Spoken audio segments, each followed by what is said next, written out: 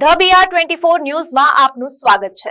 વડોદરાના ગોત્રી ગાર્ડનમાં વિકાસના કામોની ગુણવત્તા પર ફરી એકવાર સવાલો ઊભા થયા છે। ગાર્ડનના વોકિંગ ટ્રેકનો એક ભાગ અચાનક ધસી પડતા સ્થળ પર ભૂવો સર્જાયો છે। આ ઘટનાના પગલે સવાર અને સાંજના સમયે વોક માટે આવતા નાગરિકોમાં ભય અને રોષનો માહોલ જોવા મળ્યો છે।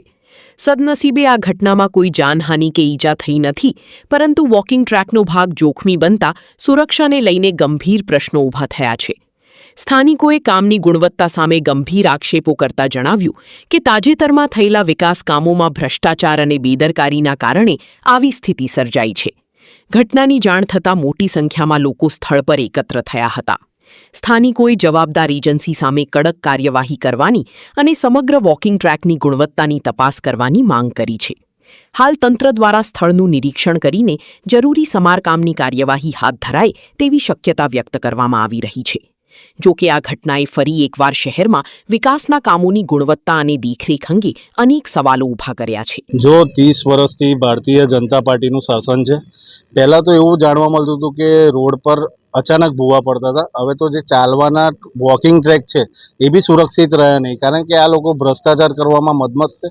કોન્ટ્રાક્ટરોની અધિકારીઓ સાથે મિલીભગત હોય એવું સ્પષ્ટ દેખાઈ આવે છે।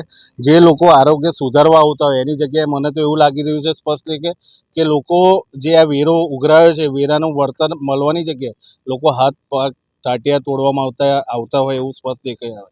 એટલે આની સ્પષ્ટ માગણી છે કે જે બી કોન્ટ્રાક્ટર, જે બી અધિકારી છે એને તાત્કાલિક ધોરણે સસ્પેન્ડ કરવો જોઈએ, એની પર તપાસ થવી જોઈએ, વિજિલન્સ તપાસ થવી જોઈએ કે આ ભ્રષ્ટાચાર કઈ રીતના થઈ રહ્યો છે। હાર્દિકભાઈ, આટલો મોટો ભૂવો સંપૂર્ણ જવાબદારી જે વોર્ડના અધિકારીઓ હોય, જે ગાર્ડન શાખાના હેડ હોય, એની સંપૂર્ણ જવાબદારી રહેલી છે। કારણ કે સમજો કે નાના છોકરા હોય કે વડીલો હોય, આજે વોકિંગ ટ્રેક પર લોકો ચાલવા આવતા હોય તો લોકોના સ્વાસ્થ્ય સાથે છેડા થઈ રહ્યા એવું તો લાગે, પણ જોડે જોડે હાથ પગ તૂટે અને 3-4 મહિના ઘરે બેસવાનો વારો આવે એવી સ્પષ્ટ રીતે દેખાઈ આવે। એટલે તાત્કાલિક ધોરણે જે બી અધિકારી કોન્ટ્રાક્ટર છે એને સસ્પેન્ડ કરવામાં આવે અને જે ભ્રષ્ટાચાર થયો છે એને વિજિલન્સ તપાસ થવી જોઈએ એવી મારી માંગ છે।